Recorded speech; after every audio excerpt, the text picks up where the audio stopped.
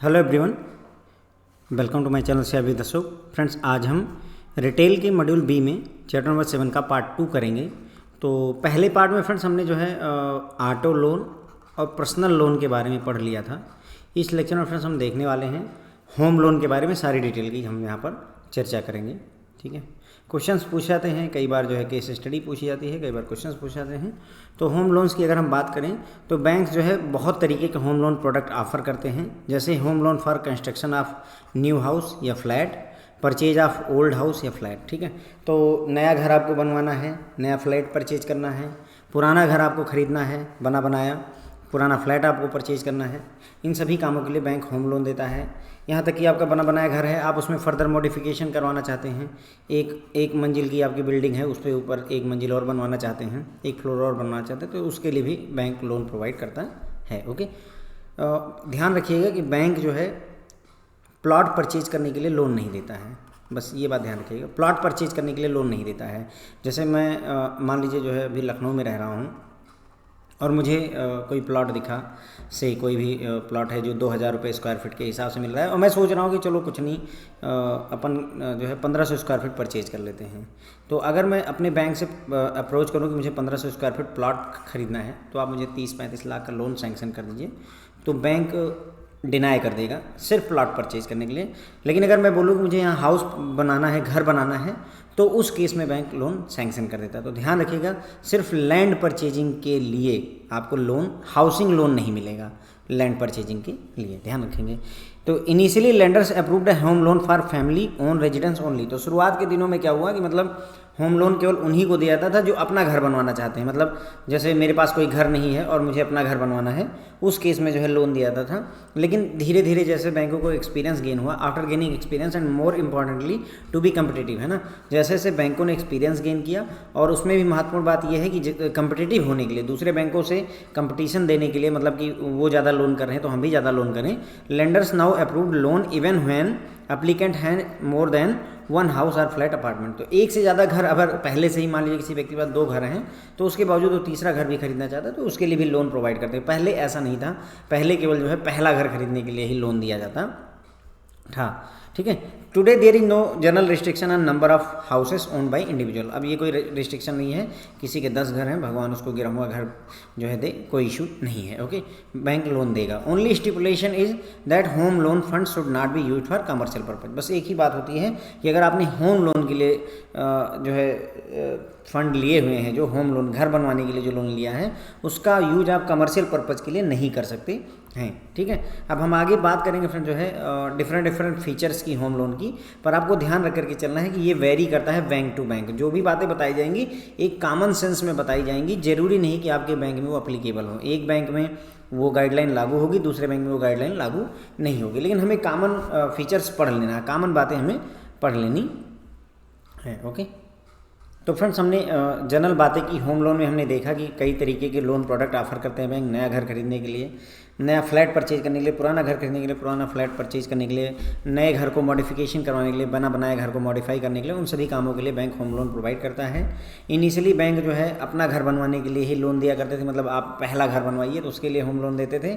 लेकिन धीरे धीरे जैसे जैसे अनुभव हुआ, जैसे जैसे कंपटीशन बढ़ा, वैसे वैसे बैंक जो है अब लोन किसी भी घर के लिए जो है, मतलब एक घर है आपके पास, 2 घर है पहले से, एक फ्लैट 2 फ्लैट पहले से हैं, तो कोई ऐतराज़ नहीं है। There is no general restriction, कितने घर आपके पास पहले से हैं, आप लोन अगर लेना चाहते हैं तो आपको होम लोन मिलेगा। ठीक है, बस केवल इतना ध्यान रखने की बात होती है कि जो होम लोन का पैसा है वो किसी कमर्शियल पर्पज से यूज नहीं हो सकता है, केवल होम लोन के लिए ही उसे यूज कर सकते हैं। ठीक है, अब नोटेबल बात यह है कि जो हम यहाँ पर होम लोन के फीचर पढ़ेंगे वो जनरल गाइडलाइंस है फ्रेंड्स, और बैंक टू बैंक ये वेरी करती हैं। तो मान लीजिए आपके बैंक से ये मैच नहीं होती हैं तो परेशान होने की ज़रूरत नहीं है। ओके, बस कॉमन बातें ध्यान रखनी है। एलिजिबिलिटी की अगर हम बात करें तो लगभग सभी लोगों को जो है होम लोन दिया जाता है। सैलरीड एम्प्लॉई हैं, प्रोफेशनल्स हैं, सेल्फ एम्प्लॉयड पर्सन है ना, NRI, non resident Indian, person of Indian origin, Hindu undivided family, proprietorship firm, partnership firm, corporate for their employ, and उनके क्वार्टर बनवाने के लिए भी होम लोन प्रोवाइड करते हैं। ठीक है, पर्पज़ में अगर हम बात करें होम लोन किस पर्पज़ के लिए दिया जाता है, तो आपको बनवाना है, कंस्ट्रक्ट करना है या परचेज करना है हाउस या फ्लैट, उसके लिए देंगे। आपको रेनोवेशन करवाना है, एक्सटेंड करना है अपना घर जितना भी है उसमें फर्दर कुछ जोड़ना है, रिपेयर करवाना है एग्जिस्टिंग घर को या फ्लैट को, तो उस केस में भी जो है मतलब आपको लोन प्रोवाइड किया जाएगा। To purchase a plot of land for construction of house, ध्यान रखिएगा कि आप यहाँ पर प्लॉट परचेज तो कर रहे हैं लेकिन घर बनवाने के लिए करें तो उस केस में भी लोन दिया जाएगा। अगर कंस्ट्रक्शन ऑफ हाउस हटा दूँ मैं, टू परचेज प्लॉट अगर मैं कहूँ इट इज़ नॉट अलाउड, ठीक है। अगर आपको घर बनवाना है तब प्लॉट खरीदने के लिए पैसा देगा। To acquire household article along with the house flat for furnishing the house flat, ठीक है। तो अगर मान लीजिए आप घर बनवा रहे हैं उसके साथ में आपने TV, fridge, sofa, cooler, washing machine, ये चीज़ें भी अगर हाउस होल्ड आर्टिकल्स भी परचेज करने हैं, एसी वगैरह वो सब, तो उसके लिए भी जो है मतलब होम लोन प्रोवाइड किया जाता है, उसको भी ऐड कर लिया। तो मान लीजिए घर बनवाने में आपका 60 लाख रुपए लगना है और ये सारे आइटम परचेज करने में आपके फर्निशिंग में जो है 5 लाख रुपये लगने हैं, तो 65 लाख भी बैंक लोन सैंक्शन कर सकता है, ठीक है। अगली बात करें क्वांटम ऑफ लोन की, तो कितना लोन दिया जा सकता है। For construction purchase of a house flat no upper ceiling in many bank, ध्यान रखिए घर बनवाना है आपको, कंस्ट्रक्शन करवानी है, कोई अपर लिमिट नहीं है बहुत सारे बैंकों में। अब हो सकता है कुछ बैंक होंगे जो मना करते होंगे कि 1 करोड़ से ऊपर का लोन हम नहीं देंगे इंडिविजुअल को, ऐसा भी पॉसिबल है, ओके। तो अगर आपको कंस्ट्रक्शन करवाना है, नया घर खरीदना है, फ्लैट खरीदना है, तो उस केस में बहुत सारे बैंकों में कोई सीलिंग नहीं है। मैं कह रहा हूँ कि बहुत सारे बैंकों में है, सभी बैंकों की मैं बात यहाँ पर नहीं कर रहा हूँ। मे भी कि आपके बैंक में ऐसा गाइडलाइन हो कि 1 करोड़ या 1.5 करोड़ 2 करोड़ से ऊपर का लोन हम नहीं दे सकते हैं, okay. Repair, renovation, extension to house flat amount vary from bank to bank. अगर आपको रिपेयर करवाना है घर को, रिनोवेशन करवाना है, अपने घर में फर्दर एक्सटेंशन करवाना है, मान लीजिए आपका घर है इतना बना हुआ है, आप उसको एक्सटेंड करवाना चाहते हैं, सोचते हैं कि यहाँ पर 2 कमरे और बना दिए जाएँ, तो ये एक्सटेंशन होता है, तो ये भी अलाउ होता है। और बैंक जो है इसमें जो लोन का अमाउंट है वो बैंक टू बैंक वेरी करता रहता है कितना लोन दे सकता है। परचेज आप प्लॉट परचेज करने के लिए, लेकिन ध्यान रखिएगा कि आपको यहाँ पर मकान बनवाना है, आपको यहाँ पर हाउस बनवाना है, उसके लिए ही amount vary from bank to bank. Purchase acquire household article for furnishing house vary from bank to bank. तो मतलब आप देख रहे होंगे कि कुल मिलाकर के बैंक टू बैंक ही है। अब इसमें अगर बैंक टू बैंक है तो इसमें इतना ज़्यादा ध्यान रखने की जरूरत नहीं है। जहाँ पर स्पेसिफिक होगा, जहाँ पर हम बात करेंगे कि इतना ही हो सकता है, जैसे रीपेमेंट का पीरियड कितना होगा मैक्सिमम 30 ईयर, अगर मैं ऐसी बात बोलता हूँ कि 30 ईयर ही होगा तो वो बहुत ज़्यादा ध्यान रखने की जरूरत है। अगर vary from bank to bank तो नॉर्मली नहीं पूछते हैं, पर फिर भी थोड़ा सा ध्यान रखने में कोई दिक्कत नहीं है।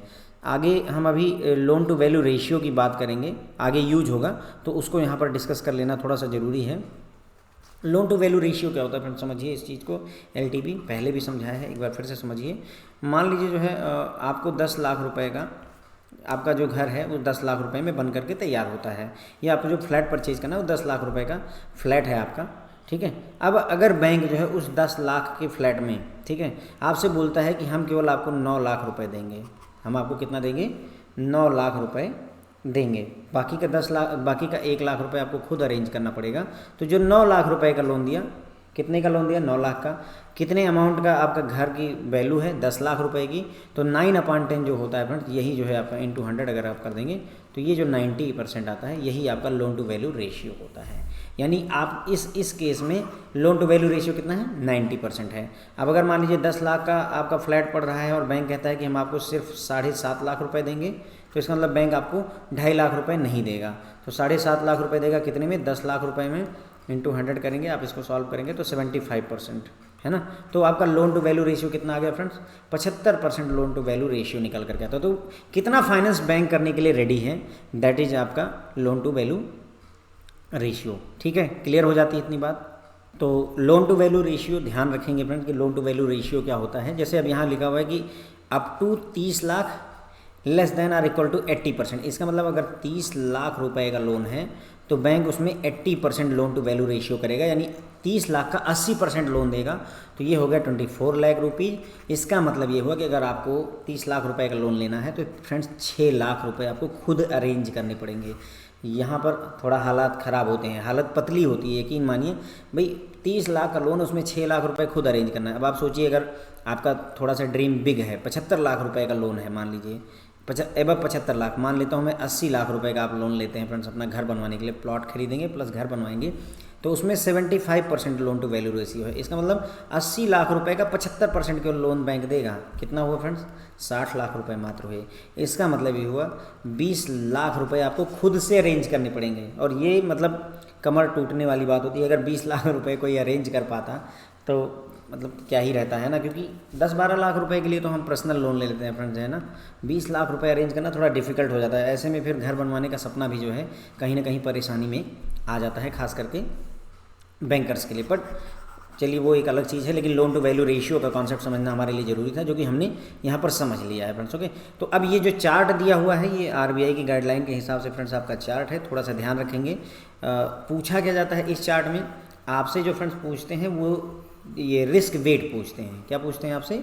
रिस्क वेट पूछते हैं आपसे। ये चीज़ पूछते हैं, ये वाला, कि अगर 30 लाख रुपए तक का लोन है फ्रेंड, ठीक है, और लोन टू वैल्यू रेशियो अगर 80% से कम है तो रिस्क वेट कितना होगा? 35% होगा।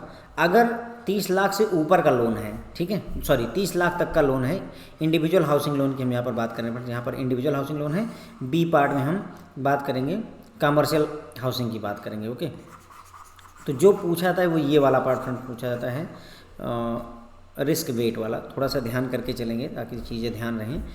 इंडिविजुअल हाउसिंग लोन की हम बात कर रहे हैं। 30 लाख रुपए तक का लोन है तो उसमें 2 केस हैं फ्रेंड्स, रिस्क वेट के 2 केस हैं। पहला केस है जिसमें लोन टू वैल्यू रेशियो यदि आपका 80% तक है, यानी आपने बैंक से 30 लाख रुपए का लोन लिया और बैंक ने जो आपको लोन दिया है उसमें लोन टू वैल्यू रेशियो अगर 80% या उससे कम है तो रिस्क वेट आपको 35% लेना है। अगर 80% से और 90% के बीच है, मान लीजिए 80% से 90% के बीच में लोन टू वैल्यू रेशियो है, देन इन दैट केस आपको 50% आरडब्ल्यू लेना है, रिस्क वेट लेना है। ये पूछते हैं, यही वाली वैल्यू पूछते हैं, पूछा गया है एग्जाम, पिछले एग्जाम में भी पूछा गया है, तो ध्यान रखेंगे इस चीज़ को। अब आप बोलोगे सर कि 90% से ऊपर क्यों नहीं गए, तो ध्यान रखिएगा कि अप टू 30 लाख लोन, ठीक है, 30 लाख तक के लोन में 90% से ज़्यादा loan to value ratio LTV है ना, LTV 90% से ज़्यादा हो ही नहीं सकता। यानी कोई भी बैंक ऐसा नहीं है, आरबीआई की गाइडलाइन कहती है कि किसी भी बैंक को अगर लोन देना है 30 लाख रुपए तक का इंडिविजुअल लोन देना है तो आपको 10% कस्टमर से लेना ही लेना है। मार्जिन 10% कस्टमर से लीजिए, मैक्सिमम आप 90% खुद दे सकते हैं मैक्सिमम, इसीलिए यहाँ 90% पर रुक गया। अब अगर हम आगे बढ़ें और 30 लाख से 75 लाख की मैं बात करूं कि यदि किसी बैंक में आपने 30 लाख रुपए से ज़्यादा का और 75 लाख रुपए तक का लोन आपको इंडिविजुअली लेना है तो बैंक ज़्यादा से ज़्यादा लोन टू वैल्यू रेशियो 80% रख सकता है। 80% मैक्सिमम है फ्रेंड, ध्यान रखिए। अगर मैं बोलूँ कि क्या LTV 85% या 90% हो सकती है, यदि मैं 50 लाख का लोन लूँ, 50 लाख रुपए का आप लोन लीजिए 30 लाख से 75 लाख के बीच वाला, तो क्या मैं 50 लाख का लोन लूँ तो LTV 90% हो सकता है? सर मान जाइए जो है, क्योंकि 10% रखेंगे तो मेरे लिए 5 ही लाख अरेंज करना पड़ेगा, 20% रखेंगे तो मुझे जो है 10 लाख रुपए अरेंज करने पड़ेंगे। तो नहीं, बैंक मजबूर होता है फ्रेंड्स, 80% से ज़्यादा LTV नहीं हो सकता है यदि आपके लोन की वैल्यू इस रेंज में आती है, ध्यान रखेंगे। ओके, इसीलिए ये लेस देन 80 पर ही रुक गया है। यहाँ पर हमने 80% से 90% वाला, जो हमने 30 लाख अप टू 30 लाख वाली बात की थी, जो अप टू 30 लाख में हमने ये वाला रेंज लिया था 80 से 90, वो यहाँ नहीं हो सकता है। अगर आप 75 लाख से ऊपर का लोन लेते हैं, आप 1.5 करोड़ का 2 करोड़ का लोन लेते हैं, इन that case it can not be more than 75%। LTV 75% से ज़्यादा नहीं हो सकता, हो ही नहीं सकता है। ये बैंक की आरबीआई की गाइडलाइन है फ्रेंड्स। ओके, तो ज़्यादा हो ही नहीं सकता है, तो हम आगे ज़्यादा ध्यान नहीं देंगे। हमने बस इतना ध्यान देना है कि अगर 30 लाख से 75 लाख रुपए के बीच का लोन है तो LTV लेस देन और इक्वल टू, अगर 80% है तो 35% हमें रिस्क वेट लेना है। अगर 75 लाख से ऊपर का लोन है तो LTV हमारा लेस देन और इक्वल टू 75% होगा और उसमें रिस्क वेट जो है 50% का लेंगे, ठीक है। अब एग्जाम में जो पूछेंगे आपसे कि एक व्यक्ति ने जो है 1 करोड़ रुपए का लोन लिया हुआ है, उसका रिस्क वेट कितना होगा। एक व्यक्ति ने 1 करोड़ रुपए का होम लोन लिया है, उसका रिस्क वेट क्या होगा? 50% होगा फ्रेंड्स। ओके, ध्यान रखिएगा। और अगर आपसे पूछे कि एक व्यक्ति ने 1.5 करोड़ रुपए का 1.45 लाख का लोन, 1.5 करोड़ का लोन लिया है, उसमें LTV मैक्सिमम कितना हो सकता है?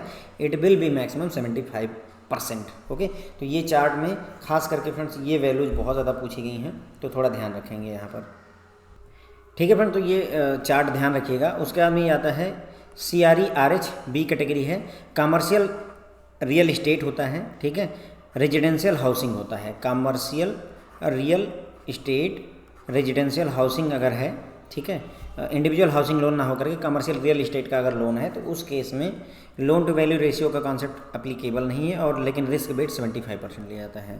यानी कि लोन टू वैल्यू रेशियो का कॉन्सेप्ट ही नहीं, इसका मतलब 100% जो है पूरा का पूरा, अगर जो है मान लीजिए 1 करोड़ का लोन मांगा जाएगा तो 1 करोड़ रुपए का बैंक लोन दे देगा, उसमें कोई मार्जिन की बात नहीं करेगा, ठीक है। और जो है लेकिन रिस्क जो है 75% का रिस्क होता है, यानी कि 75% रिस्क इसका वेट है कि ना पैसा हमारा लौटे, ठीक है। अब जो यहाँ 20% बचा है, अगर आप 80% लोन टू वैल्यू रेशियो, इसका मतलब 20% मार्जिन हो गया, राइट।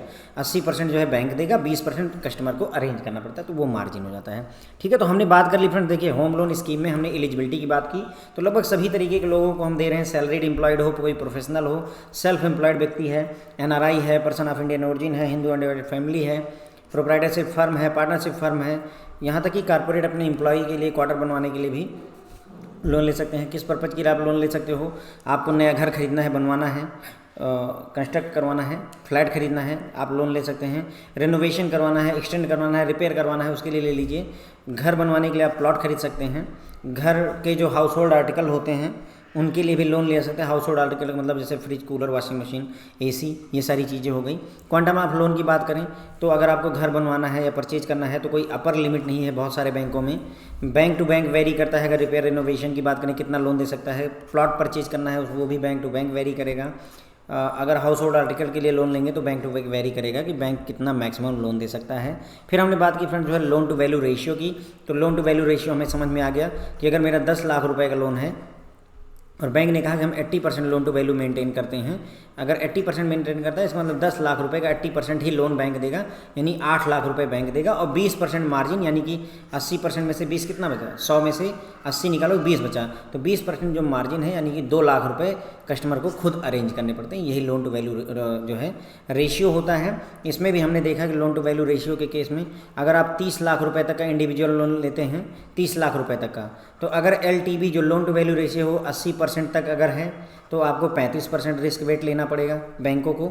अगर जो है 80% से ज़्यादा है लेकिन 90% तक है लोन टू वैल्यू रेशियो, तो उस केस में 50% रिस्क वेट लेना पड़ेगा। अगर मान लीजिए आपका लोन जो है 30 लाख से ज़्यादा का है लेकिन 75 लाख रुपए तक है, उस केस में फ्रेंड्स हम 35% का रिस्क वेट लेते हैं, और यहाँ जो लोन टू वैल्यू रेशियो होता है मैक्सिमम 80% होता है। अब अगर आपका लोन 75 लाख से भी ज़्यादा का है तो उस केस में हम यहाँ पर loan to value ratio maximum 75% लेते हैं, लेकिन रिस्क वेट 50% हो जाता है, बढ़ करके 50% हो जाता है। उसके बाद में जो B कैटेगरी है commercial real estate residential housing की, उसमें कोई लोन टू वैल्यू रेशियो का कॉन्सेप्ट नहीं है, यानी बैंक फुल का फुल पैसा लोन में दे देता है, लेकिन रिस्क वेट 75% होता है इसमें। इतनी बात आपको ध्यान रखनी है, क्वेश्चन पूछे जाते हैं, ठीक है। उसके बाद में eligible quantum of loan EMI की अगर हम बात करें, calculation of quantum of loan is related to income repayment capacity of proponent borrower, है ना। तो मतलब कितने क्वांटम का लोन दिया जाएगा वो किस पर डिपेंड करेगा, उस व्यक्ति की कितनी इनकम है, उसकी रीपेमेंट करने की क्षमता कितनी है, उसी के आधार पर ही हम ये डिसाइड करते हैं।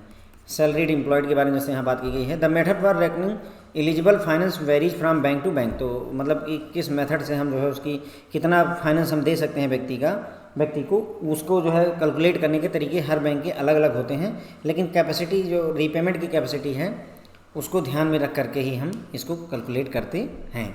अगर कोई सेल्फ एम्प्लॉयड है, प्रोफेशनल वगैरह हैं, तो eligible finance is calculated by bank based on IT return, income tax return के आधार पर। सैलरीड एम्प्लॉय को देखेंगे किसके आधार पर, उसकी रीपेमेंट कैपेसिटी और उसकी नीड के इनकम की सोर्स के आधार पर करते हैं। सेल्फ एम्प्लॉयड और प्रोफेशनल को उनके IT रिटर्न के आधार पर करते हैं। HUF proprietorship firm, partnership firm, companies वगैरह के लिए एलिजिबल फाइनेंस कैलकुलेट किया जाता है बेस्ड ऑन कैश एक्यूरल, कितना कैश उनके खाते में आता जाता है उसके आधार पर ये डिसाइड किया जाता है कितना लोन दे सकते हैं, ठीक है। तो अगर कोई सैलरीड एम्प्लॉय है तो उसका वही सैलरीड एम्प्लॉय के केस में उसकी सैलरी कितनी आ रही है, उसका इनकम टैक्स रिटर्न कितना है, उसकी रीपेमेंट कैपेसिटी कितना है, उसी के आधार पर हम लोन देते हैं। सेल्फ एम्प्लॉयड और प्रोफेशनल को उनके IT रिटर्न के आधार पर देते हैं। HUF प्रोप्राइटरशिप, पार्टनरशिप फर्म, इन सभी को हम उनके कैश एक्यूरल, कितना कैश एक्यूर हो रहा है, उनके खाते में कितना आ रहा है जा रहा है, उसके आधार पर ही हम देखते हैं, ठीक है।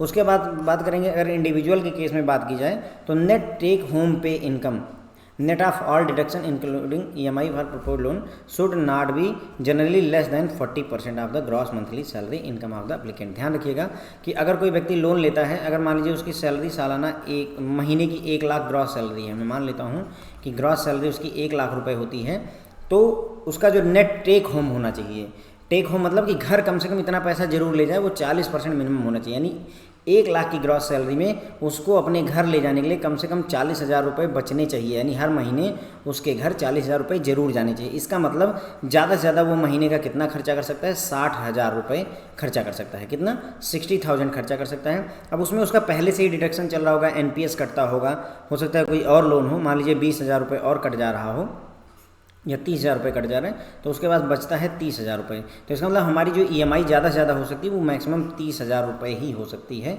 ठीक है, यानी कि नेट टेक होम 40% कम से कम होना चाहिए, उससे कम नहीं होना चाहिए। बस ये ध्यान रखिए कि जो ये 40% हम कह रहे हैं ग्रॉस सैलरी की बात हम कर रहे हैं, यहाँ नेट सैलरी की बात नहीं कर रहे हैं। ग्रॉस सैलरी जो आपकी टोटल सैलरी बनती है, मान लीजिए आपकी ग्रॉस सैलरी 80,000 बनती है, उसमें से फिर आपके जो डिडक्शंस होते हैं, जो आपका NPS का पैसा कटता है, आपके पुराने जो पहले से लोन चले आ रहे हैं, ओल्ड लोन, उनका पैसा कटता है, उसके अलावा भी जो भी डिडक्शंस होते हैं, टैक्स कट जाता है, उसके बाद जो बचता है उसे नेट सैलरी कहते हैं। तो ये जो 80,000 इसी ग्रॉस सैलरी में से ही ये कैलकुलेशन की जाती है कि जो ग्रॉस सैलरी मान लीजिए 80,000 रुपये है, तो इसका 40% यानी 32,000 रुपये कम से कम उसे हर महीने घर ले जाने के लिए आपको देना होगा, ताकि वो जी खा सके। ऐसा ना करिए कि 80,000 रुपये उसकी ग्रॉस सैलरी है और उसको मान लीजिए जो है उसके इन हैंड 70,000 रुपये मिलते हैं, तो आपने कहा कि ऐसा करो 10,000 रुपये केवल अपने घर ले जाओ और बाकी के 60,000 बैंक में जमा करो, तो 10,000 रुपये में हो सकता है उसको परेशानी हो। तो बैंक की गाइडलाइन ये कहती है कि मिनिमम जो है 40% तो उसको घर ले जाने दीजिए। अब अगर कोई ऐसा व्यक्ति है जिसकी इनकम बहुत ज़्यादा है, मान लीजिए वो महीने का 5 लाख रुपए कमा रहा है, इन दैट केस आप इसको 15% तक भी कंसिडर कर सकते हैं कि 15% ग्रॉस सैलरी का, तो 5 लाख का 15% भी आपका हो जाएगा। कितना होगा फ्रेंड्स? ये जो है मेरे ख्याल 75,000 रुपये है ना, 75,000 रुपये वो घर ले जाएगा। तो अगर ऐसे कोई व्यक्ति हैं जिनकी सैलरी अच्छी है, तो उस केस में टेक होम कम से कम 15% तक भी कंसीडर किया जा सकता है बैंकों के द्वारा। थोड़ा ध्यान रखिएगा। अभी हम मार्जिन की बात करें फॉर फर्स्ट हाउस, देखिए वही मार्जिन वाली बात जो यहाँ पर हम कर रहे हैं, ये वही चीज़ है जो हमने अभी LTV पढ़ा था, लोन टू वैल्यू रेशियो में। अगर आपको याद हो कि अप टू 30 लाख रुपए का लोन है तो मैक्सिमम कितना LTV हो सकता था? 90%। 30 लाख से 75 लाख रुपए के लोन में मैक्सिमम LTV 80% था, और 75 लाख रुपए से ऊपर के लोन में मैक्सिमम LTV 75% था। अगर मैं आपको ये टेबल दिखाऊं फिर से, देखिए 30 लाख रुपए में लोन में मैक्सिमम LTV कितना है? 90%। 30 लाख से 75 लाख रुपए में मैक्सिमम LTV कितना है? 80%। और 75 लाख रुपए से ऊपर के लोन में मैक्सिमम LTV 75 लाख रुपए ही है। आप ये देख सकते हैं। वही अब 90% LTV है, तो इसका मतलब मार्जिन कितना हुआ? कस्टमर को कितना अरेंज करना है? 10%। अगर यहाँ पर LTV 80% है तो कस्टमर को कितना अरेंज करना पड़ेगा? 20%, क्योंकि बैंक 80% देगा और कस्टमर को 20% अरेंज करना पड़ेगा। 100 रुपये का लोन है, 80 रुपये बैंक देगा, 20 रुपये आपको अरेंज करना है। उसी तरीके से अगर 75 लाख रुपए से ज़्यादा का लोन है तो कस्टमर को 25% अरेंज करना पड़ता है अपनी तरफ से, 75% बैंक लोन देता है। तो चाहे LTV से याद रख लीजिए, और चाहे ये टेबल आपको याद रहे तो अपनी टेबल से याद रख लीजिए। ध्यान रख कर जाइएगा एग्जाम में, क्योंकि ये मतलब जैसे हमने यहाँ इतनी सारी बातें की, हो सकता है इनमें से ना पूछे, बट ये पूछा जा सकता है। ओके, तो अप टू 30 लाख का लोन है, 10% मार्जिन। 30 लाख से 75 लाख लोन में मार्जिन 20% का है, 75 लाख से ऊपर का लोन में 25% का मार्जिन है फ्रेंड्स। ओके, ठीक है फ्रेंड, तो ये ध्यान रखेंगे हम इस टेबल को। अब यहाँ देखिए, margin is subject to RBI stipulated LTV, loan to value ratio, maximum 90% for loan up to 30 lakh, maximum 80% for loan up to from 30 lakh से 75 लाख, और maximum 75% for loan above 75 lakh. तो ये बात मैंने पहले ही बता दी आपको कि वो जो चार्ट है उसी के हिसाब से, यानी 30 लाख रुपए तक के लोन में मैक्सिमम LTV 90% हो सकता है।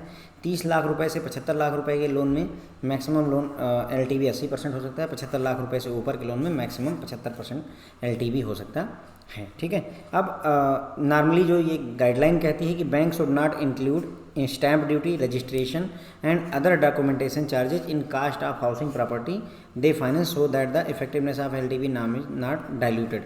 तो मतलब ये कहते हैं कि अगर लोन आप दे रहे हैं तो वहाँ पर स्टैम्प ड्यूटी में कितना पैसा लग रहा है, रजिस्ट्रेशन कितना पैसा लग रहा है, डॉक्यूमेंटेशन चार्जेज में कितना पैसा लग रहा है, इन सभी चीज़ों को जो है नहीं जोड़ना होता है फाइनेंस करते समय, ताकि LTV का जो फ़ायदा है वो कस्टमर को मिल पाए। लेकिन अगर जो है जो घर है या जो डोलिंग यूनिट है, अगर उसका कास्ट जो है 10 लाख रुपए से ज़्यादा का नहीं है, तो उस केस में आप स्टैम्प ड्यूटी, रजिस्ट्रेशन चार्जेज और डॉक्यूमेंटेशन चार्जेज वगैरह जोड़ सकते हैं कैलकुलेशन करते समय LTV रेशियो का।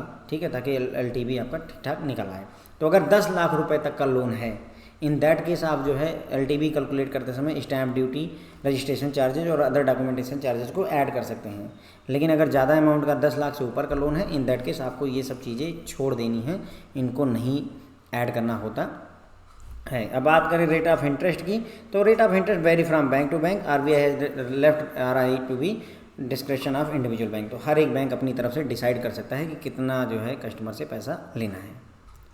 तो अभी तक काफ़ी सारी बातें हमने नहीं देखी। देखिए हमने देखा एलिजिबल कितना लोन हो सकता है, उसके बारे में हमने बात की कि ये डिपेंड करता है बैंक टू बैंक क्या मेथड यूज किया जाता है। अगर कोई सैलरीड एम्प्लॉई है तो उसकी इनकम, सोर्स ऑफ इनकम क्या है, कितना पैसा कमाता है, उसकी रीपेमेंट कैपेसिटी क्या है, इन दोनों बातों को ध्यान करके देते हैं। अगर सेल्फ एम्प्लॉयड पर्सन है, कोई प्रोफेशनल है, तो उसके इनकम टैक्स रिटर्न को देखते हैं। अगर हिंदू अनडिवाइडेड फैमिली है, प्रोप्राइटरशिप फर्म है, पार्टनरशिप है, कोई कंपनी है, उस केस में हम उसके कैश एक्यूरल को देखते हैं, कितना कैश उसके खाते में आ रहा है, जा रहा है।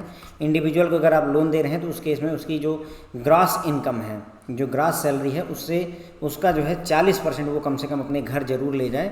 EMI वगैरह सब कुछ काटने के बाद कम से कम 40% उसके घर जाना चाहिए। अगर कोई कस्टमर है जिसकी इनकम बहुत ज़्यादा है, उस केस में आप उसमें 15% तक इसे घटा सकते हैं। लेकिन नॉर्मल कस्टमर के केसेस में जो आम आदमी है उसमें हम मिनिमम 40% टेक होम उसको देंगे। ठीक है। मार्जिन की बात करें, 30 लाख रुपए तक के लोन पर कस्टमर को 10% खुद अरेंज करना पड़ेगा। 30 लाख से 75 लाख रुपए के लोन पर 20% कस्टमर को खुद अरेंज करना पड़ेगा। 75 लाख रुपए से ज़्यादा के लोन पर 25% कस्टमर को खुद अरेंज करना पड़ेगा। ठीक है। मार्जिन की हमने बात कर ही ली कि 30 लाख रुपए तक के लोन पर जो मैक्सिमम LTV है 90% होता है। 30 लाख रुपए से 75 लाख रुपए के लोन पर मैक्सिमम LTV 80% होता है और 75 लाख रुपए से ऊपर के लोन में मैक्सिमम LTV 75% हो सकता है।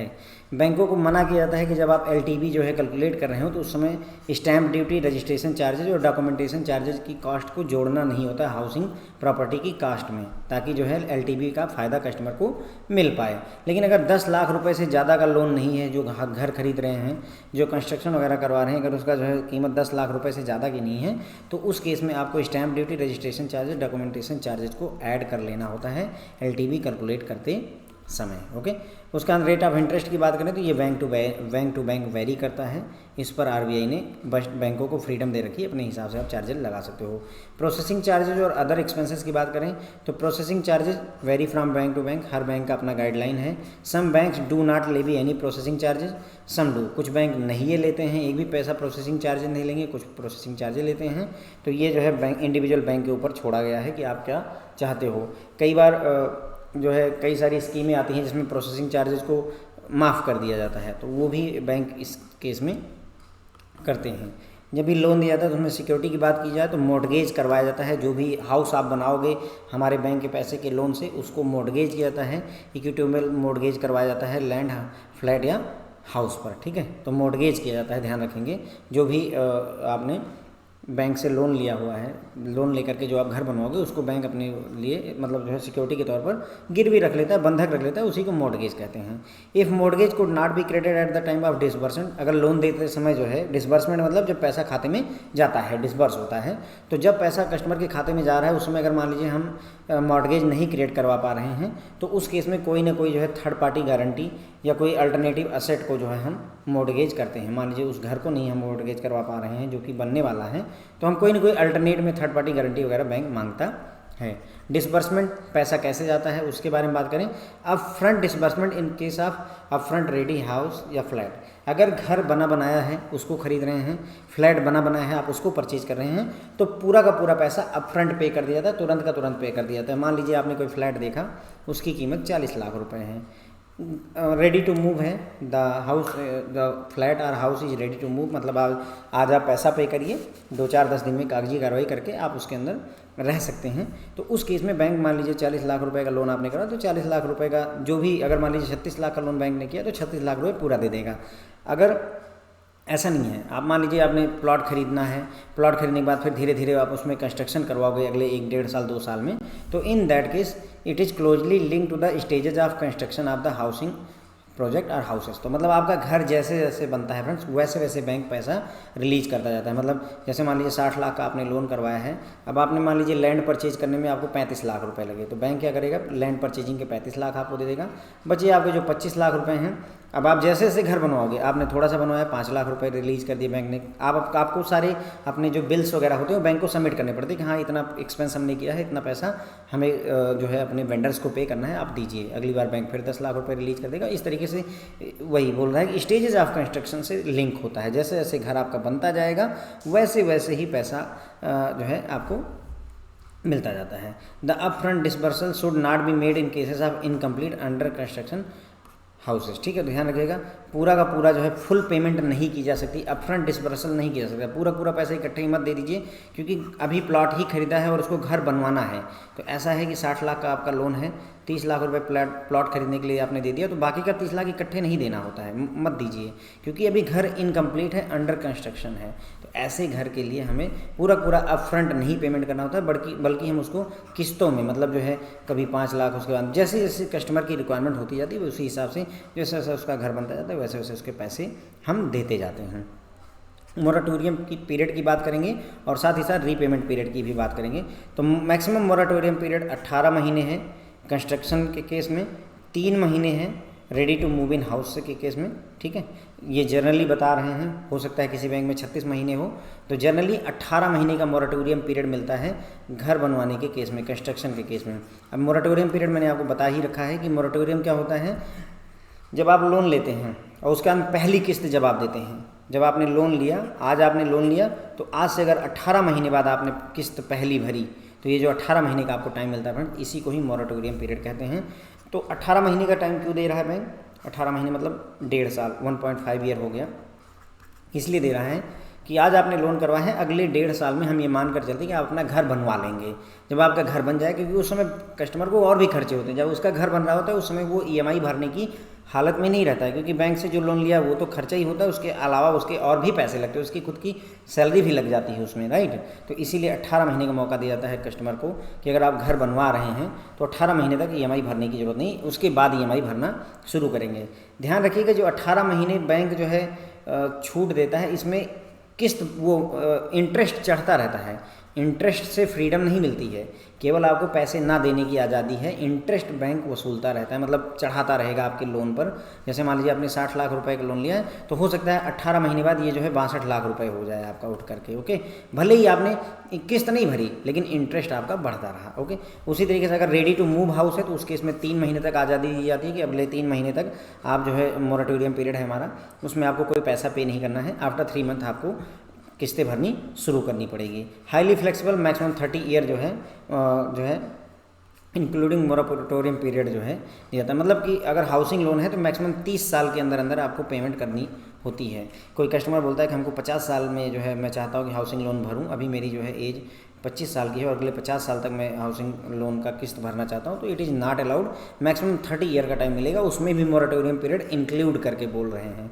ठीक है, तो उसके बाद में loan to be normally repaid before date of retirement in case of salary person and before attending 65 years in case of others. ठीक है, तो गाइडलाइन ये कहती है कि अगर कोई व्यक्ति जॉब में है तो रिटायरमेंट से पहले पहले आपको लोन ख़त्म कर देना है। अब रिटायरमेंट 60 साल की एज में होती है तो 60 ईयर तक आपको अपना लोन ख़त्म कर देना है। मान लीजिए आपकी 35 साल अभी एज है और आप जो है अगले 25 साल में रिटायर हो जाएंगे जब आप 60 ईयर के होंगे। ठीक है, अभी 35 साल एज है तो 25 साल में आप रिटायर हो जाएंगे, तो आपको जो लोन देगा बैंक वो 25 साल की किस्त बांधेगा, मतलब उसकी जो EMI होगी अगले 25 ईयर्स के लिए होगी फ्रेंड्स, ओके। ये हो गया। अगर मान लीजिए आपकी एज अभी 40 ईयर्स है तो अगले 20 ईयर्स में आपको अपना पैसा चुका देना होगा बैंक को, यानी 20 साल के लिए जो है आपको लोन बैंक देगा, ओके। अगर मान लीजिए सैलरीड पर्सन नहीं है तो उस केस में 5 साल और मिल जाते हैं, मैक्सिमम 65 ईयर की एज तक आपको वो पैसा लौटाना होता है। थोड़ा सा ये वैल्यू जो मैंने आपको 18 महीने का मोराटोरियम पीरियड, 3 महीने का रेडी टू मूव इन के बारे में बताया, मैक्सिमम 30 साल के अंदर में पेमेंट करनी होती है। अगर रिटायर होने से, अगर आप सैलरीड पर्सन है तो रिटायरमेंट से पहले देना है, अगर सैलरीड नहीं है तो मैक्सिमम 65 साल की एज तक आपको लौटाना है। तो ये बातें थोड़ा सा ध्यान रखेंगे फ्रेंड्स, ओके।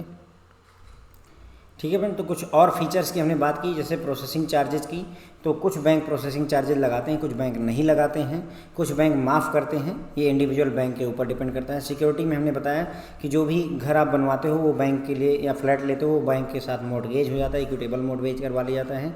जो भी ज़मीन है, जो फ्लैट है, जो हाउस है, उसका अगर मॉर्गेज नहीं क्रिएट हो पाता है तो कोई ना कोई alternate third party guarantee bank वहाँ पर मांगता है आपसे। डिसबर्समेंट की बात करें तो अगर रेडी टू मूव हाउस है या फ्लैट है तो अपफ्रंट पेमेंट होती है। अपफ्रंट मतलब पूरा पैसा एक ही बार में दे दिया जाता है। अदरवाइज अगर जो है आपको कोई घर बनवा रहे हैं, हाउसिंग प्रोजेक्ट है, कोई आप अपना घर कंस्ट्रक्ट करवा रहे हैं, तो उस केस में आपके जैसे जैसे घर बनता जाता है वैसे वैसे पैसे मिलते जाते हैं। अगर कोई घर इनकम्प्लीट है, अंडर कंस्ट्रक्शन है, तो उसका पूरा का पूरा पैसा अपफ्रंट नहीं दिया जाता है, इकट्ठे नहीं दिया जाता है, उसको स्टेजेज में ही दिया जाता है। मोरेटोरियम पीरियड अगर जो है घर बनवा रहे हैं, कंस्ट्रक्शन करवा रहे हैं तो 18 महीने का है। अगर रेडी टू मूव हाउस है, फ्लैट है, तो 3 महीने का है। उसके बाद मैक्सिमम जो है रीपेमेंट पीरियड 30 ईयर का दिया गया है, जिसमें मोरेटोरियम पीरियड जो ये 18 महीने का है तो वो भी शामिल हो जाता है, 30 साल का मैक्सिमम। अगर आप जो है रिटायरमेंट वाले व्यक्ति हैं, मतलब सैलरीड पर्सन है, रिटायर होने हैं, तो आपको रिटायरमेंट से पहले आपका पैसा पे कर देना है, और अदरवाइज 65 साल की एज के अंदर अदरवाइज व्यक्तियों को करने होते हैं। कई बैंकों में अगर आपने देखा होगा कि 70 साल 75 साल तक भी अलाउ भी कर रहे हैं, पर ये जनरल गाइडलाइंस हैं जिनके बारे में हम यहाँ पर डिस्कस कर रहे हैं। कुछ आगे बढ़ते हैं, स्पेशल फीचर्स की बात कर लेते हैं। स्पेशल फीचर में some bank stipulate health life insurance of the borrower as additional terms and condition. कुछ बैंक कहते हैं कि आपको अगर लोन लेना है तो उस समय हेल्थ इंश्योरेंस, लाइफ इंश्योरेंस भी करवाना पड़ेगा। हाउस का भी जो है जनरल इंश्योरेंस भी कई बैंक करवाते हैं, तो ये स्पेशल फीचर होते हैं। कुछ अदर फीचर की बात करते हैं, interest on daily reducing balance basis होता है, ये थोड़ा ध्यान रखिएगा। जो इंटरेस्ट होता है वो डेली रिड्यूसिंग बैलेंस बेसिस पर कैलकुलेट किया जाता है। No prepayment charges on floating rate loan. अगर फ्लोटिंग रेट लोन है, फ्लोटिंग रेट लोन जो होते हैं उसमें कोई ना कोई बेंचमार्क रेट होता है। बेंचमार्क रेट वो रेट होता है जिसको हम आधार मानते हैं, बेस मानते हैं, और उसी के बेस के रेट के आधार पर ही फ्लोटिंग रेट चेंज होता है। जैसे रेपो रेट को आपने बेस रेट मान लिया तो रेपो रेट प्लस 1% अगर आपने रखा तो रेपो जितना रहेगा उसमें 1% जुड़ता रहेगा। रेपो अगर 4 है तो 5% इंटरेस्ट बैंक चार्ज करेगा, अगर रेपो 12 है तो 13% bank rate of interest charge करता है। ये हो गया। तो अगर फ्लोटिंग रेट है, लोन है, तो कोई प्री पेमेंट के चार्ज नहीं पड़ेंगे। प्री पेमेंट चार्ज मतलब आपने लोन लिया 25 साल के लिए, लेकिन आप चाहते हैं कि हम उसको 15 साल में ही ख़त्म कर दें, तो उसके कोई एक्स्ट्रा चार्जेज नहीं लगेंगे। Repayment allowed up to age of 70 in selected cases, है ना। कुछ केस सेलेक्टेड केसेस में 70 साल तक की एज तक भी जो है रीपेमेंट अलाउ होता है। अदरवाइज मैंने अभी आपको बताया कि सैलरीड पर्सन के केस में 60 ईयर जब उसकी रिटायरमेंट है उससे पहले पे कर देना है। अदर पर्सन के केस में 65 ईयर तक है, लेकिन यहाँ देखिए कुछ स्पेशल केसेस में 70 ईयर तक भी अलाउ होता है। Facility for step up step down EMI available, मतलब हाउसिंग लोन में अगर आप चाहें तो अपनी EMI बढ़ा सकते हैं, अपनी EMI घटा सकते हैं। मैं पहले 25,000 रुपये महीने पे करता था, लेकिन अभी मेरे खर्चे बढ़ गए हैं तो मैं चाहता हूँ कि ये 20,000 रुपये महीने हो जाए, तो ये पॉसिबल होता है EMI। लेकिन ध्यान रखिए EMI घटेगी तो ईयर बढ़ेगा, नंबर ऑफ़ ईयर्स बढ़ते हैं। अगर EMI बढ़ेगी, जैसे आप पहले 20,000 रुपये महीने देते थे, अब आप सोच रहे हैं कि हम 50,000 रुपये महीने देंगे, तो अब इसलिए ये अगर 20,000 रुपये महीने देते थे उसमें अगर आपको 15 साल लगने थे तो 50,000 रुपये महीने हो सकता है आपका ये 6 से 7 साल में ही आपका लोन खत्म हो जाए। Inclusion of income of close relative for enhanced loan, ध्यान रखिएगा। कई बार क्या होता है कि किसी कस्टमर की एलिजिबिलिटी नहीं बनती, वो चाहता है कि मुझे 80 लाख का लोन मिल जाए, लेकिन उसकी सैलरी पता चल रही है कि 35,000 रुपये है। अब 35,000 रुपये की सैलरी में उसको जो है 80 लाख का लोन नहीं मिलना चाह रहा है। उस केस में जो क्लोज रिलेटिव होते हैं, अगर हस्बैंड है तो उसकी वाइफ ही मान लीजिए, अगर वाइफ है उसकी, से वाइफ भी 35,000 रुपये या 40,000 रुपये कमाती है, तो ये 70,000 रुपये उसकी इनकम मानी जा सकती है, इसमें कोई दिक्कत नहीं है। इवन सन यानी पुत्री की भी इनकम को भी जोड़ा जा सकता है। तो इनकम क्लोज रिलेटिव में जो आते हैं उनकी इनकम को भी इंक्लूड किया जा सकता है एलिजिबिलिटी को बढ़ाने के लिए। टैक्स बेनिफिट आपको होम लोन पर मिलता ही है, जो भी इंटरेस्ट आप पे करते हैं, जो भी इंस्टॉलमेंट आप पे करते हैं, उस पर आपको टैक्स बेनिफिट हाउसिंग लोन में मिलता ही है। ओके, ठीक है। फिर regulatory guidelines on housing finance की अगर हम बात करें, bank with their vast branch network throughout the length and breadth of the country occupy a very strategic position in financial system and have an important role to play in providing credit to housing sector। तो बैंकों की बहुत सारी branch हैं जो पूरे देश में फैली हुई होती हैं, ऐसे में इनको बहुत इंपॉर्टेंट स्ट्रेटजिक पोजीशन मिली हुई होती है कि ये जो है लोगों को हाउसिंग सेक्टर में क्रेडिट या लोन प्रोवाइड करें। while formulating their policy, bank have to take into account RBI guideline which are being issued from time to time and ensure that bank credit is for production construction activities and not for activities connected to speculation real sector. तो बैंकों को क्या ज़रूरत होती है कि जब भी बैंक पॉलिसी बनाएगा हाउसिंग लोन की, तो उसमें जो आरबीआई की गाइडलाइन है उसको ध्यान रखें। जैसे एलटीवी रेशियो की जो बात मैंने की वो आरबीआई की गाइडलाइन है, उसको ध्यान में रख करके ही ये अपनी पॉलिसी बनाएगा। और साथ साथ में इंश्योर करे कि जो बैंक से लोन दिया जा रहा है उसका यूज प्रोडक्शन, कंस्ट्रक्शन, घर बनवाने की एक्टिविटीज़ में किया जाए, ना कि स्पेकुलेशन मतलब प्रॉफिट और लॉस में। आज मैंने जो है 10 लाख का प्लॉट खरीदा, कल मैं उसको 10 दिन बाद, 1 महीने बाद, 2 साल बाद 25 लाख का बेच दूँ, इस तरीके के काम के लिए नहीं यूज होना चाहिए बैंक का क्रेडिट। कोशिश यही करनी है। उसके बाद में few point to be noted while granting housing loan, कुछ पॉइंट्स जो ध्यान रखने की जरूरत होती है। The property should be valued bye banks approved valuer. तो जो बैंक जो भी लोन देता है उसमें अगर जो प्लॉट है, जो घर है, उसकी जो वैल्यूएशन करवाई जाती है वो बैंक के अप्रूव्ड वैल्यूअर द्वारा करवाई जानी चाहिए। न्यूज़पेपर और journals have a data bank that carries price data on properties in different area of most city. तो बहुत सारे न्यूज़पेपर्स हैं, बहुत सारे जर्नल्स हैं जिनमें डेटा होता है कि किस सिटी का क्या रेट चल रहा है लैंड का, ठीक है। Title of the borrower of the property offered as security should be verified by bank's lawyer who will go through the chain of title for stipulated period as per the policy of individual bank. तो जो भी ज़मीन खरीद रहे हैं आप, मान लीजिए कोई प्लॉट परचेज कर रहे हैं, तो जो प्लॉट है वो किसके नाम से है, उसके बाद में वो जो उसका मालिक है उसके जो है बैकग्राउंड में, मतलब एक पिछले 30 साल में ये जो प्लॉट है जिसको बैंक जो है लोन कर रहा है, इस प्लॉट का मालिक कौन था पिछले 30 वर्षों में, इतना जो है, या 30 वर्षों में, 20 वर्षों में, 40 वर्षों में, जो भी गाइडलाइन हो, वहाँ तक जो है बैंक ये टाइटल देखता है। बैंक का जो वकील होगा उसका काम होता है कि वो चेन ऑफ टाइटल चेक करे कि मतलब पहले ये रामदीन के नाम से था, फिर उसके बाद में महेश के नाम ट्रांसफ़र हुआ, और फिर सुबोध के नाम से ट्रांसफ़र हुआ, और फाइनली अब इसको हम परचेज कर, मतलब जो है बैंक हमारा कस्टमर परचेज करने जा रहा है। तो ये जो टाइटल है पूरी चेन, इसको ये चेक करने का काम बैंक के लॉयर का होता है। इससे क्या होता है कि कोई फ्रॉड नहीं हो सकता है। कई बार ऐसा होता है कि एक ही ज़मीन को 3 लोगों को बेच दिया जाता है, पहले से वो ज़मीन बिकी हुई है और फिर अब आपके कस्टमर को भी उसे चिपकाया जा रहा है।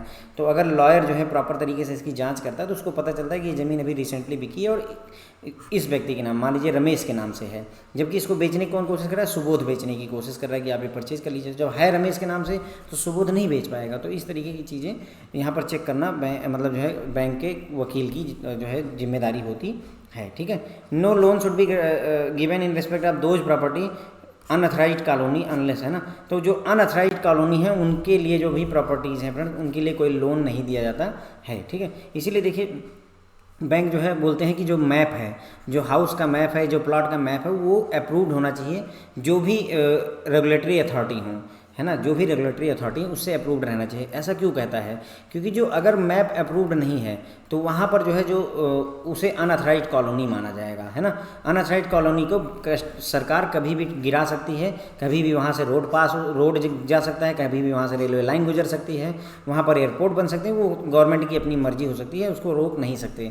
तो अनअथराइज्ड कॉलोनी में बैंक जो है अपना लोन नहीं पास करता है। क्यों? क्योंकि कल को पता चला कि यहाँ से रेलवे लाइन गुजर गई तो घर टूट गया। अब घर टूट गया तो कस्टमर हमारा पैसा कैसे वापस करेगा। इसीलिए ये नेसेसरी होता है कि हम केवल वहीं पर लोन देते हैं जहाँ पर मैप अप्रूव्ड रहता है, ताकि इस तरीके की कोई घटना ना हो, ठीक है। No loan should be given in respect of property mean for residential use but applicated, है ना। मतलब कहने की ये है कि जो है कस्टमर ले रहा है रेजिडेंशियल यूज के लिए जो है ज़मीन को, लेकिन उसने लिखा है कि उसको यूज करेगा कमर्शियल पर्पज़ के लिए। लोन के लिए जब उसने अप्लाई किया तो उसने एप्लीकेंट ने बताया हुआ है, डिक्लेरेशन दे रखी है कि हम इसको कमर्शियल पर्पज़ के लिए यूज करेंगे। लोन ले रहा है रेजिडेंशियल यूज के लिए, लेकिन उसने बोला है कि आप हाउसिंग लोन दोगे, हम हाउस बनाएंगे, आफ्टर दैट उसको कमर्शियल पर्पज़ के लिए यूज करेंगे। तो अगर ऐसा है तो कमर्शियल पर्पज़ के लिए हम लोन नहीं देते, हम रेजिडेंशियल यूज के लिए ही वहाँ पर लोन देते हैं फ्रेंड्स, ओके। तो ये हो गया जो है, हमने लगभग सारी गाइडलाइन जो है यहाँ पर पढ़ ली है। देखिए स्पेशल फीचर में मैंने आपको बताया फ्रेंड्स कि जो है बैंक हेल्थ इंश्योरेंस या लाइफ इंश्योरेंस या घर जो है उसका जनरल इंश्योरेंस करवा देता है, ताकि जो है कस्टमर को कोई प्रॉब्लम ना हो। अदर फीचर में जो इंटरेस्ट है वो डेली रिड्यूसिंग बेसिस पर कैलकुलेट किया जाता है। अगर floating rate of loan interest पे कर रहा है कस्टमर, अगर प्री पेमेंट करना चाहता है तो कोई चार्जेज एक्स्ट्रा नहीं देने पड़ेंगे। स्पेशल केसेस में 70 साल की 70 ईयर की एज तक भी जो है आप रीपेमेंट कर सकते हैं। EMI बढ़ाई और घटाई जा सकती है। अगर जो है आपकी लोन की एलिजिबिलिटी नहीं बन रही है तो आपके जो क्लोज रिलेटिव हैं, स्पाउस वगैरह हैं, उनकी इनकम को भी कंसीडर किया जाता है इनकम के तौर पर। टैक्स बेनिफिट आपको मिलता है जो भी इंटरेस्ट आप पे करते हैं। उसके बाद में हाउसिंग लोन में हमने देखा कि बैंक जो है मतलब काफ़ी सारी ब्रांचेज़ हैं, एक एक बैंक की 10-10 हज़ार ब्रांचेज़ हैं। तो ये ब्रांचेज जो है काफ़ी इंपॉर्टेंट रोल प्ले करती हैं हाउसिंग सेक्टर को लोन प्रोवाइड करने में। अब बैंकों को जब भी कोई अपनी हाउसिंग लोन की पॉलिसी बनानी है तो रिजर्व बैंक ऑफ इंडिया की जो भी गाइडलाइंस हैं उनको ध्यान में रख करके चलना है। साथ ही साथ बैंकों को इंश्योर करना है कि जो लोन दिया जा रहा है उसका यूज जो है घर बनाने के लिए, कंस्ट्रक्शन एक्टिविटीज़ वगैरह में किया जाए, ना कि स्पेकुलेशन पर्पज से किया जाना चाहिए। हाउसिंग लोन देते समय कुछ बातों का ध्यान रखना है कि प्रॉपर्टी की जो वैल्यूएशन है वो बैंक के अप्रूव्ड वैल्यूअर द्वारा की जानी चाहिए। ओके, जो टाइटल है, title of the borrower of the property, जो प्रॉपर्टी को खरीद रहा है उसकी जो टाइटल की चेन है, पहले कौन मालिक था फिर कौन मालिक हुआ, ये सारी चीज़ें कुछ सर्टेन 25 साल 30 साल तक का चेक किया जाना चाहिए। उसके बाद में जो अनऑथराइज्ड कॉलोनी है उनके अगेंस्ट में लोन नहीं दिया जाना चाहिए। उसके बाद में अगर कोई व्यक्ति कहता है कि जो है हम जो हाउसिंग लोन ले रहे हैं उसका यूज कमर्शियल पर्पज़ के लिए करेंगे तो उस केस में भी लोन नहीं दिया जाना चाहिए। ओके, तो ये कुछ बातें हो गई फ्रेंड जो है हमारी हाउसिंग लोन के बारे में। लगभग हमने सारे इंपॉर्टेंट फैक्ट्स यहाँ पर डिस्कस कर लिए हैं। आई होप आप लोगों को पसंद आया होगा। Thank you so much.